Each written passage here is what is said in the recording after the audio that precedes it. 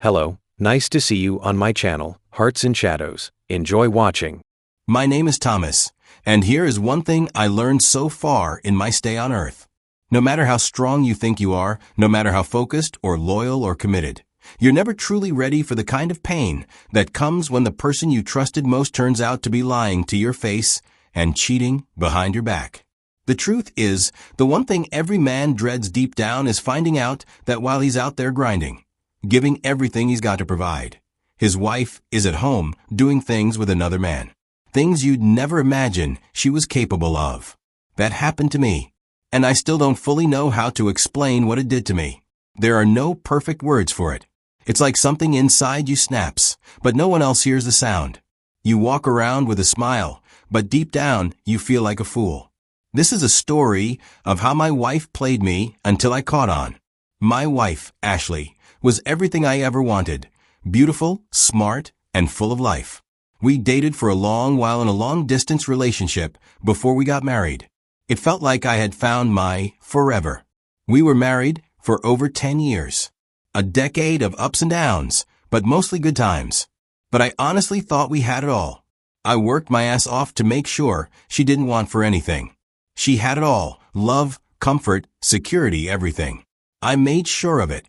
I put everything into giving her the kind of life she deserved, both financially and emotionally. But then, everything came crashing down. As I reflect on everything now, I ask myself over and over, what did she want that I didn't give her? I gave her everything I could. I supported her, loved her, and made sure she was safe, comfortable, and happy.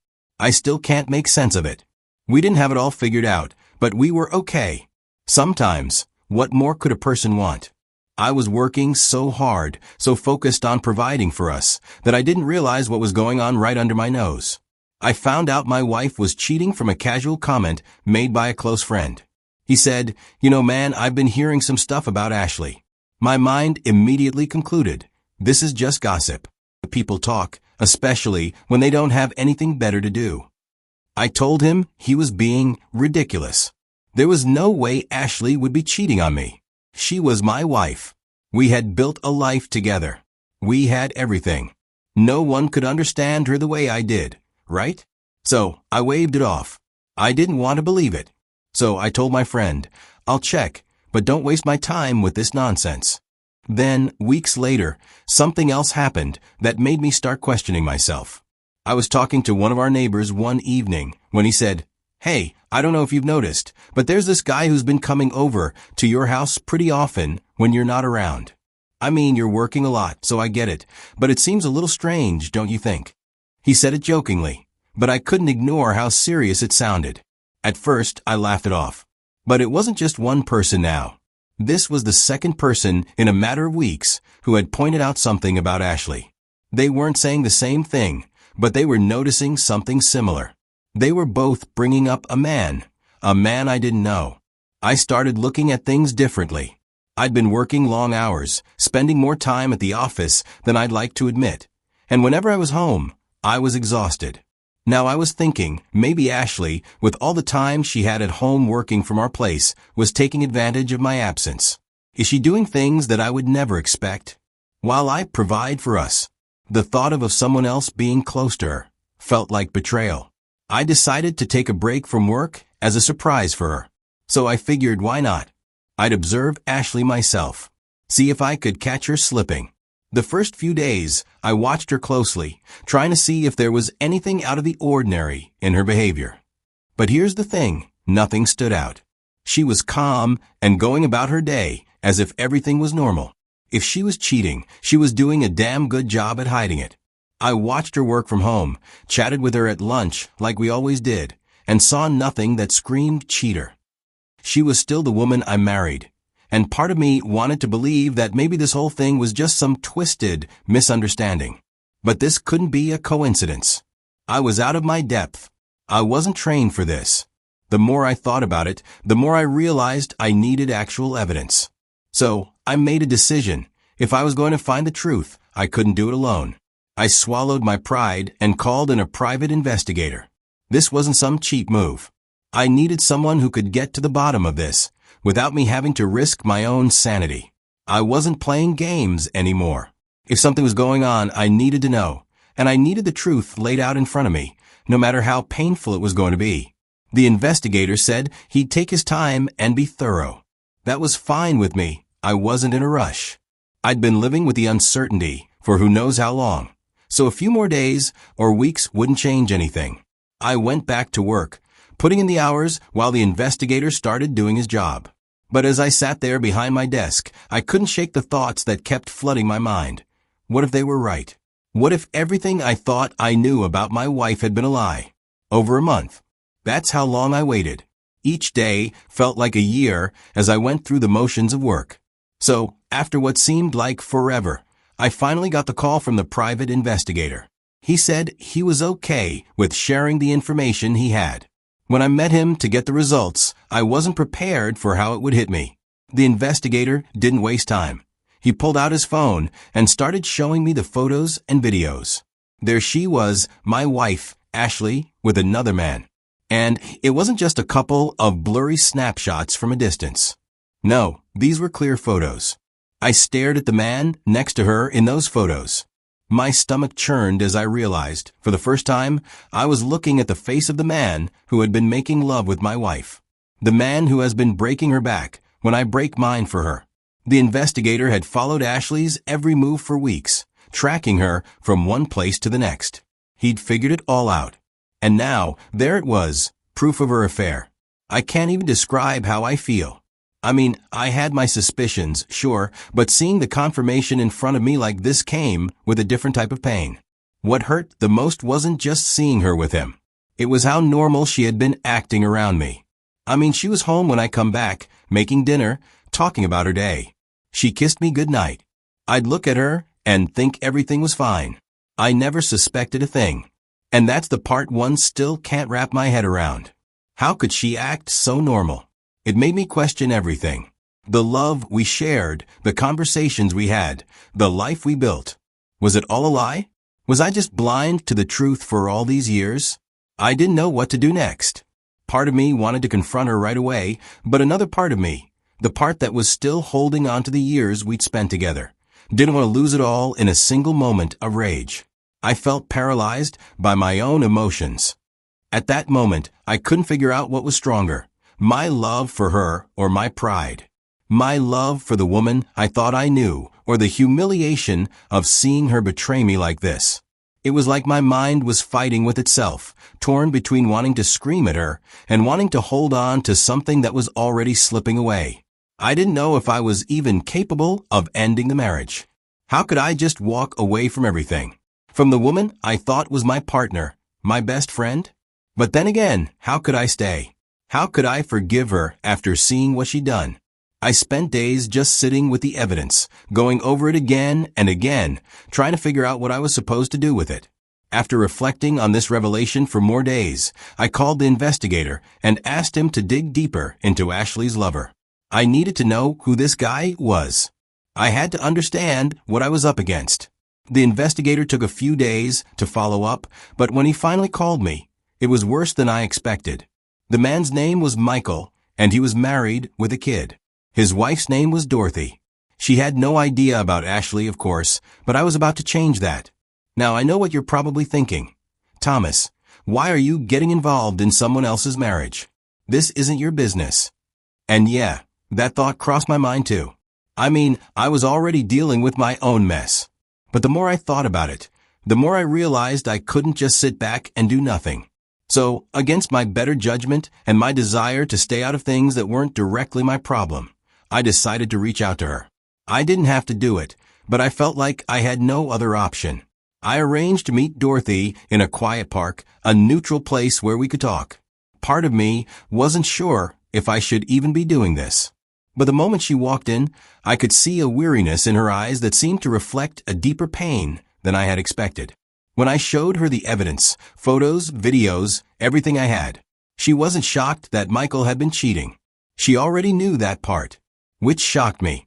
Dorothy had visible bruises on her arms, and I couldn't help but notice how recent they looked. I didn't want to jump to conclusions, but I pressed her a little bit to open up. She broke down in front of me, and for a moment I was speechless. But she didn't hold back. She told me everything about Michael's abuse. He wasn't just a cheater. He was a manipulator, a violent one at that. He had threatened her life more times than she could count. He told her that if she ever tried to leave him, he would kill her. She was living in constant fear of this man. And the worst part? She didn't have anyone to turn to. Everyone, including me, just thought she was another victim of infidelity. But she was carrying a whole other kind of weight, one that I couldn't have imagined. Her story touched me. It wasn't enough that her husband was having an affair. I urged her to document everything, to start keeping a record of his threats, his actions, and his abuse. She needed something to protect herself with if she ever decided to escape him. I made it clear that I was there to support her and that she wasn't alone in this. We were both victims in our own ways, but at least now we had the truth on our side.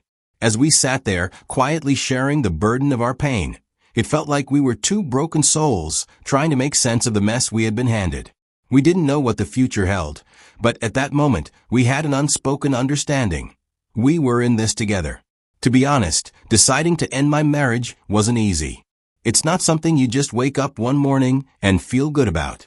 Even after seeing all the evidence, even after knowing for sure that Ashley had betrayed me, I still wrestled with myself. It's crazy how your mind tries to protect you by clinging to the good, even when the truth is staring you in the face. But eventually, I realized that staying would mean living in quiet pain. I wasn't going to do that to myself. So I filed for divorce. I made sure everything was official, quiet, and handled properly. I didn't tell her beforehand. I just had her served.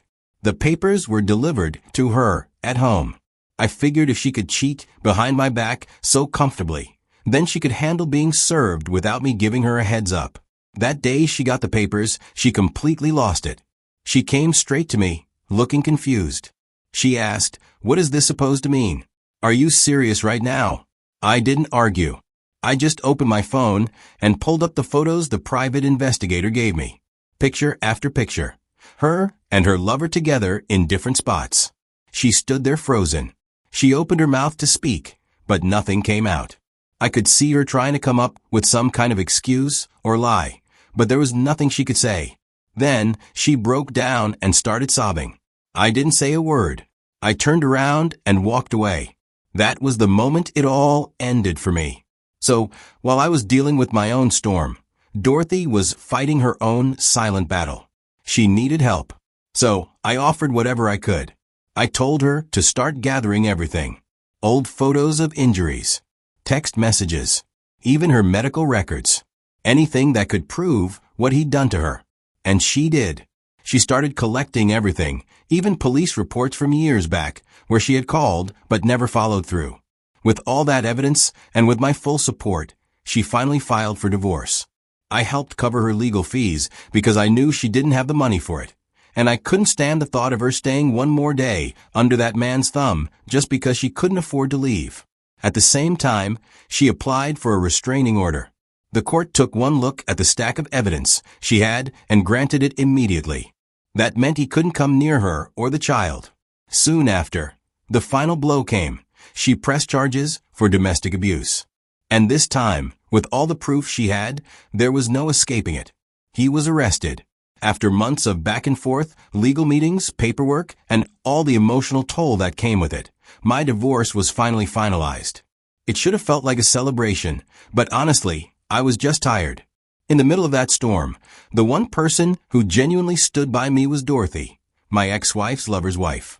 When we first met, it was just to show her the evidence. I thought I was doing her a favor, giving her the truth so she wouldn't be in the dark like I had been. But over time, things shifted. We started talking more. She'd check on me. I'd check on her. At first, it was just about our situation, sharing updates or venting about how messed up everything was. But then, somehow, it turned into real conversations. Dorothy had her own wounds. I could see it in her eyes. We were two people who knew what it meant to love someone and get nothing but lies in return. We didn't have to explain our pain to each other. We already understood it. We started spending time together. There was something peaceful about being around someone who knew the kind of pain you were carrying without needing an explanation. Then, one evening, we were sitting in her living room. A soft movie was playing in the background, but neither of us was really watching it. We made love. For the first time in what felt like forever, I felt wanted. It was intense, but not in the way you might think. And it was nothing like anything I ever had with Ashley. That night reminded me that even after everything, healing is possible, even if it doesn't come in the form or timing you expect. You know, I've had people ask me what's next for me and Dorothy. The truth is, I don't know. We're both trying to heal from different kinds of wounds, and we're taking it one step at a time. There's no rush, no pressure, and definitely no promises being thrown around. I like it that way because for once in a long time, things feel real. And honestly, even if Dorothy and I never become anything more than friends, that's okay. What matters to me is that I know I'm never going back to Ashley. That door is closed, locked, and bricked up for good. Looking back, I've learned a few hard lessons. Betrayal doesn't always shout. You don't always notice the cracks in your home until the whole thing comes crashing down around you.